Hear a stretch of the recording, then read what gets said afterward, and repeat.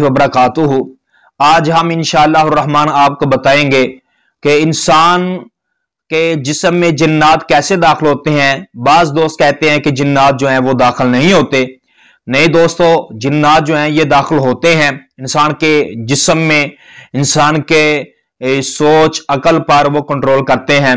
हजरत उस्मान बिन आस रजी अल्लाह तआला अन्हु एक दफा रसूलुल्लाह सल्लल्लाहु अलैहि वसल्लम के पास आते हैं, आके कहते हैं अल्लाह के नबी जी, मुझे नमाजों में वसवसे ख्यालात आते हैं तो इसका इलाज बताएं।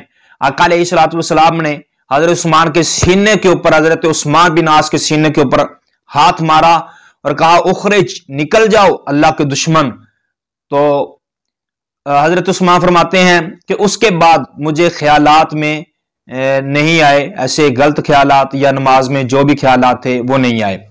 उसके बाद इसी तरह रसूलुल्लाह सल्लल्लाहु अलैहि वसल्लम की हदीस आका अलैहिस्सलातु वस्सलाम फरमाते हैं, शैतान जो है, शैतान, जिन्नात, शैतान, ये इंसान के जिस्म में, वजूद में इस तरह गर्दिश करते हैं जिस तरह खून इंसान का जिस्म में गर्दिश कर रहा है। फरमाया जैसे ये खून चल रहा है ना हमारे वजूद में, इसी तरह शैतान इंसान के जिस्म में क्या करता है, गर्दिश करता है। और इसी तरह एक और हदीस में रसूलुल्लाह सल्लल्लाहु अलैहि वसल्लम, एक औरत आका अलैहिस्सलातु वस्सलाम के पास आती है, आके कहती है अल्लाह के नबी जी, मेरे बेटे को जिन जो हैं ये तंग करते हैं, तकलीफ देते हैं, तो अल्लाह के नबी जी इसको कोई दम कर दें, इसको कोई इलाज कर दें। रसूलुल्लाह सल्लल्लाहु अलैहि वसल्लम उसको दम करते हैं, उस जिन्नात को, जो औरत बच्चे को लेके आती है, दम करते हैं।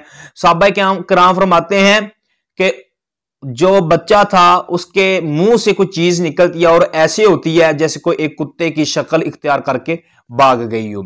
तो इसी तरह भाइयों, जिन्नात जो है वो इंसान के वजूद के ऊपर, इंसान के जिस्म के ऊपर, इंसान की सोच के ऊपर वो कंट्रोल कर लेते हैं, दाखिल भी हो जाते हैं। और इमाम इब्न क़य्यम अल जौज़ी और इमाम इब्न तैमिया वो भी फरमाते हैं कि जिन्नात जो हैं वो इंसान के वजूद के ऊपर कब्जा कर लेते हैं, इंसान की सोच के ऊपर कब्जा कर लेते हैं। जो ये कहते हैं कि ऐसा नहीं होता, ये नहीं होता, वो नहीं होता, तो भाइयों ये अल्लाह पाक ने कुरान मजीद में और नबी पाक अलैहिस्सलातु वस्सलाम ने हदीसों में बताया हुआ है। इसका इनकार नहीं करना चाहिए।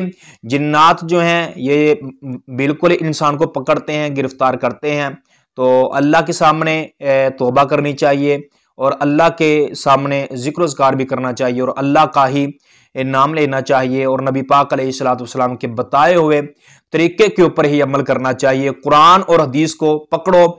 जब कुरान और हदीस को पकड़ोगे इंशाअल्लाह रहमान आप लोग बच भी जाएंगे और इंशाअल्लाह जिन्नात जो है, जादूगर जो है, ये आपके ऊपर हमला भी नहीं कर सकेंगे। इसके लिए सुबह शाम की जिक्र ज़कार को अपनाएं, कुरान को अपनाए, इंशाअल्लाह रहमान अल्लाह अमल फरमाएंगे और अल्लाह आपके घर में रहमतें, बरकतें नाज़िल फरमाएगा। अल्लाह हमें अमल करने वाला बनाए। ये सोच खत्म करें कि जिन्नात इंसान के जिस्म में दाखिल नहीं होते। भाइयों, जिन्नात इंसान के जिस्म में दाखिल हो जाते हैं। अल्लाह हमें अमल करने वाला बनाए। अस्सलाम वालेकुम।